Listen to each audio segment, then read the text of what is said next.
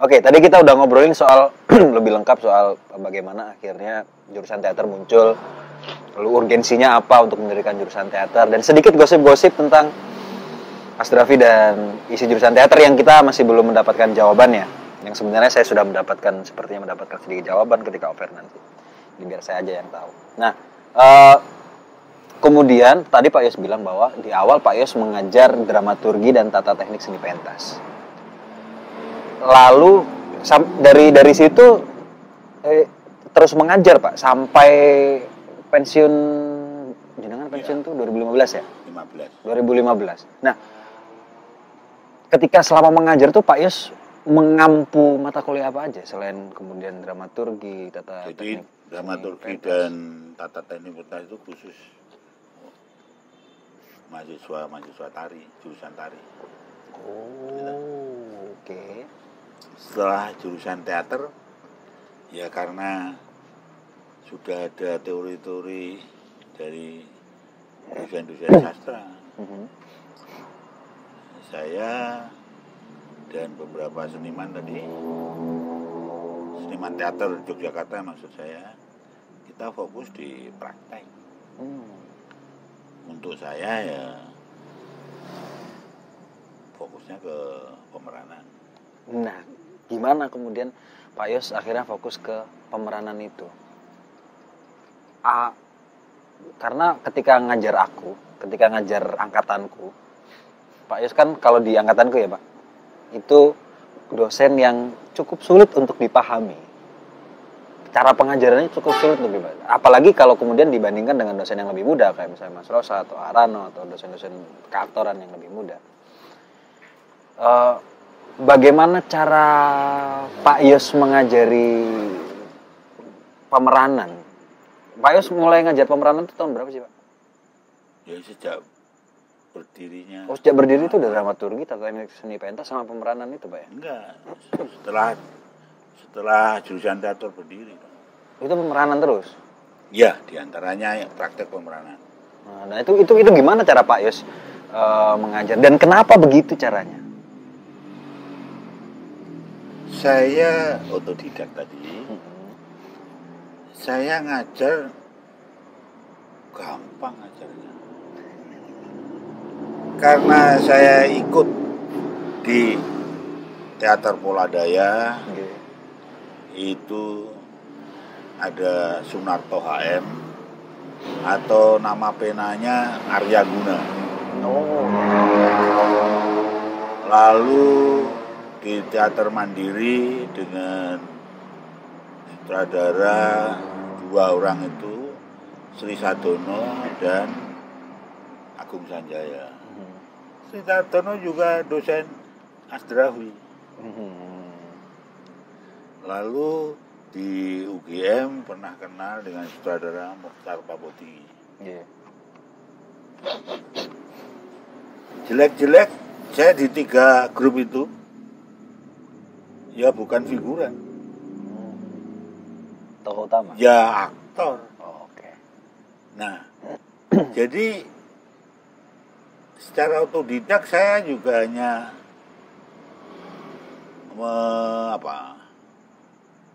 mengulang kembali metode-metode beliau-beliau yang mengajar saya itu. Saya terapkan diri saya dan kemudian saya terapkan kepada adik-adik mahasiswa. Oke. Jadi pengalaman itu adalah guru terbaik, paling baik. Gitu.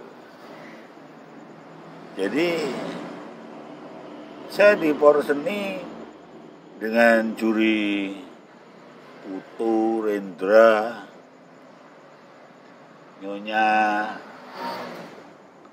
Wahyu Siombing itu Bu Tati. Iya Tati, Siombing. Ya, saya dapat yang pertama saya dapat sutradara, yang kedua saya dapat pemeran terbaik. Oke. Nah, ya itu ya bekal juga itu. Gitu. Lalu keberanian saya diberi tugas oleh embrionya isi untuk menyusun kurikulum dan jurusan ya dari bekal pengalaman. Nah itu gimana cara Pak Yos menyusun kurikulum? Meskipun kemudian yang Pak Yos ajarkan kan juga sebagian besar adalah pengalaman Pak Yos gitu. Tapi kan ketika berhadapan dengan institusi maka dibutuhkan modul atau kurikulum gitu. Nah, gimana cara Pak Yos menyusun itu dan mengajarkannya ke kita? Apalagi sekarang gampang sekali, gitu. Kalau dulu memang agak sulit mencari gerilya. Ya silabinya Fakultas Sastra untuk sastra lakon drama itu seperti apa? Ada. Dengan gerilya tanya dosen-dosen tadi saya sebut semua yang dari Jakarta itu dosen IKJ. Nah, beliau memberikan pengarahan sesuai dengan juklaknya yang beliau lakukan di IKJ. Lah Suyatna Nirun, Yakob Sumarjo, saya ini kayak ya mesti bawa dari Bandung. Nah itu kan tinggal ngumpulkan. Gitu. Kenapa buat baru? Oke. Dan jangan lupa IKJ itu warisan ATNI. Iya, Akademi Teater Nasional. Itu kan diwariskan situ. Sehingga pernah dikritisi oleh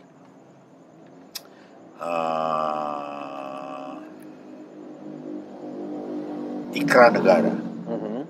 Ngapain kalian membuat sekolah? Kalian itu hanya mewarisi ATNI. Ya, gitu. Bener juga.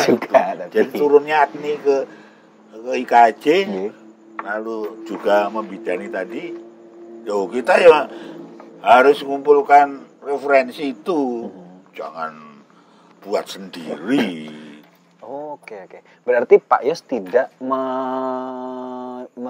menyimpulkan pengalaman Pak Yos kemudian mengubahnya jadi kurikulum, tapi menggabung kurikulum-kurikulum yang sebenarnya udah ada terus di. Kalau sudah kurikulum itu kan apa ya?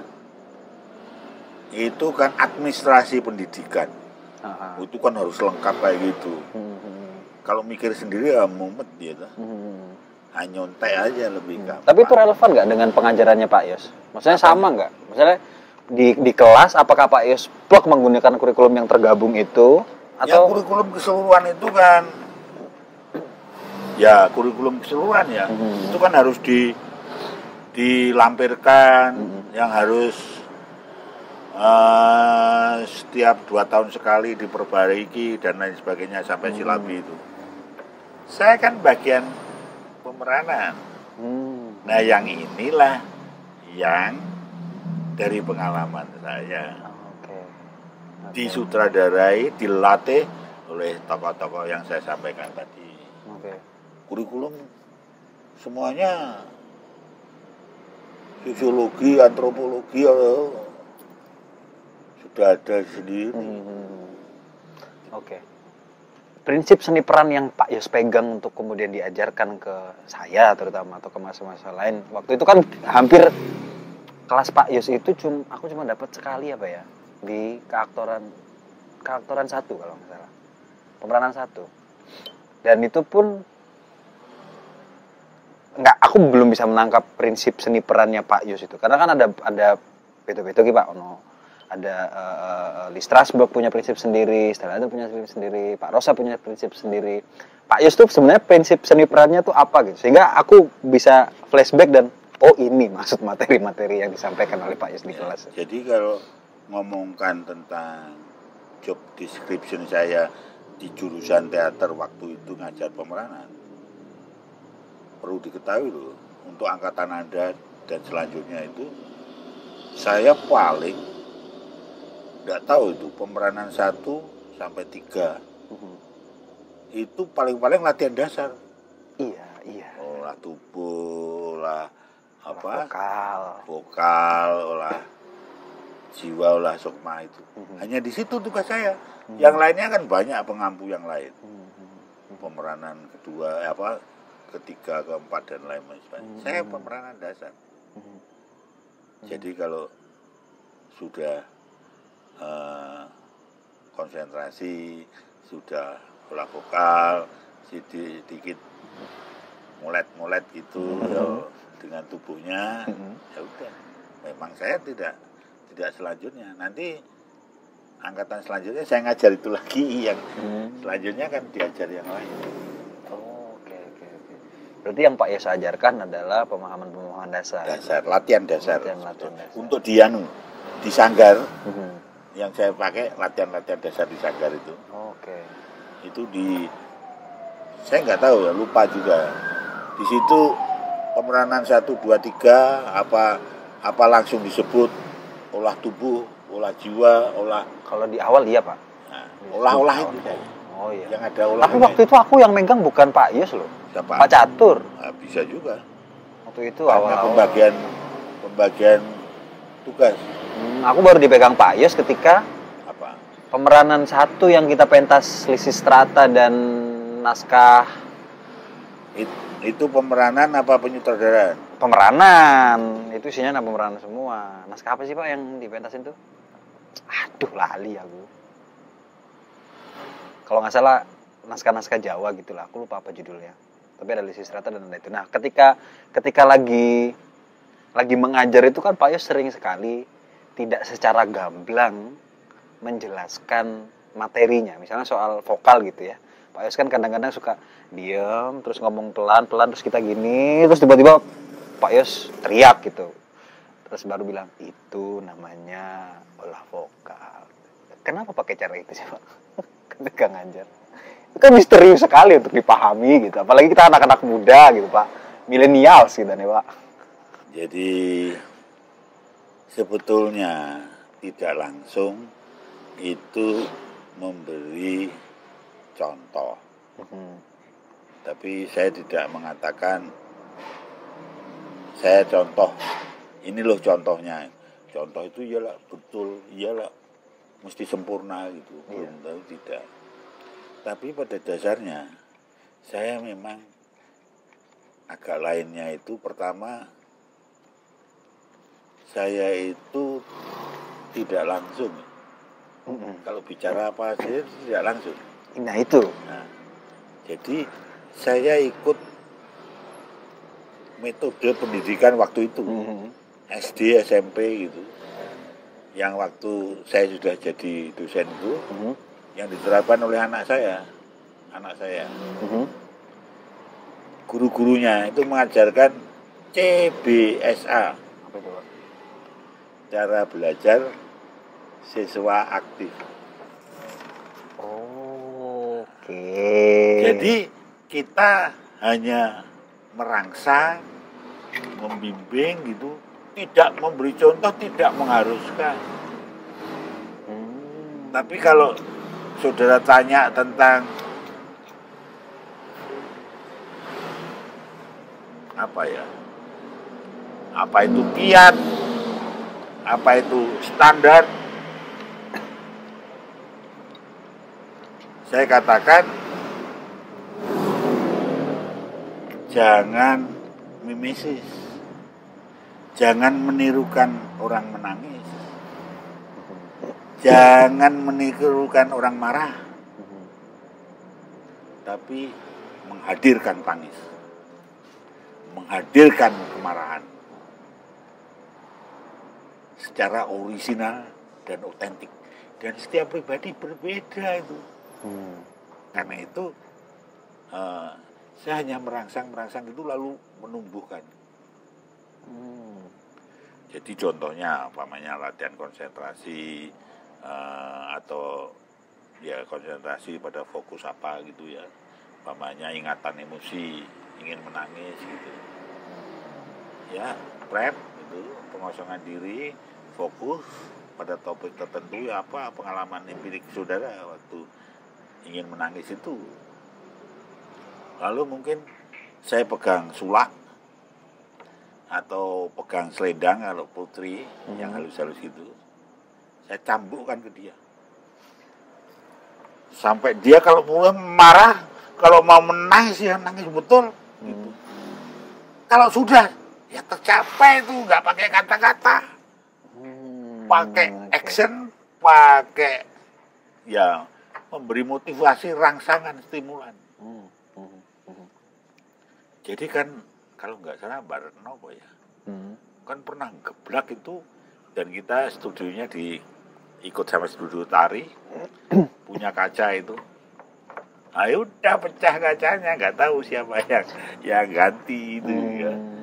Nah, jadi dan kayak gitu itu sekali lagi itu bukan saya ngarang-ngarang itu. Itu pengalaman saya berlatih dengan Oka Sanjaya, dengan Sri Sadono, dengan Mukhtar Pakutinggi. Tapi kalau misalnya menggunakan cara itu, Pak, kan tadi Bapak bilang bahwa jangan meniru tangisan orang, tapi hadirkan tangisannya. Sementara, bukankah kemudian cara itu akhirnya yang hadir adalah tangisan dia, bukan tangisan karakter yang diharapkan? Bukankah kemudian akhirnya, seperti yang Pak Yus bilang, tangisan setiap orang itu beda dan otentik. Dan ketika dia dipaksa dengan cara itu, dia menangis dengan caranya, bukan dengan cara karakter. Nah, gimana cara Pak Yus untuk memahamkan itu? Jadi itu ingatan emosi itu memang milik kita. Iya betul. Tapi kali ini saudara jadi apa? Saudara jadi babu? Apa saudara jadi majikan? Mesti berbeda. Jadi meminjam emosi awal itu punya kita sendiri apa gitu. Kalau sudah jadi diarahkan ke karakter yang dikehendaki oleh naskah. Karakter yang dianjurkan oleh sutradara. Jadi emosionya, innernya otentik, tapi ya jangan hanya pakai perasaan ya, pakai rasionya juga. Ini mau kemana ini? Mau dibawa kemana? Dengan pengarahan sutradara, dengan pengarahan pelatih, kita akan sampai kepada karakter yang dikehendaki. Tapi bukannya itu beresiko secara psikologis ya Pak? Atau bisa memunculkan trauma-trauma tertentu? Kuncinya hanya sederhana. Di dunia ini, hidup ini adalah balancing. Setangkep. Maksudnya? Sedih, gembira. Suka, duka. Siang, malam, laki-laki, perempuan. Jangan memfokus pada latihan-latihan khusus. Jadi jangan coba mesem sendiri. Ya kan? Terus itu aja tersenyum terus, lama-lama ya senyum sendiri, ya kan? Nah itu ke sana. Harus diimbangi, dibalance. Harus latihan kutub utara dan harus latihan kutub selatan. Oke. Jangan hobi atau spesialis tangis. Bahaya itu. Harus juga spesialis komedi namanya. Termasuk yang komedian. Yo jangan terus bablasan komedi, semua dikomedikan. Seperti kecenderungannya sekarang. Dagel dan ger. Ya. Jadi harus balance. Kan ada kasus. Kalau saya mengagumi aktris, berapa tel gitu, disuruh sutradara menangis lah. Saya lupa ingat artis itu namanya. Putri. Ya zamannya W.D. Mukhtar, Soekarno M. Nur gitu. Saya kok lupa. Setelah pensiun itu lupa ya. Oke. Dia ahli menangis. Tahu akhir hayatnya, gantung diri dan dia menangis lagi. Aduh. Nah itu kan berbahaya berarti. Ya, itu karena dia spesialis. Oke. So, lupa saya.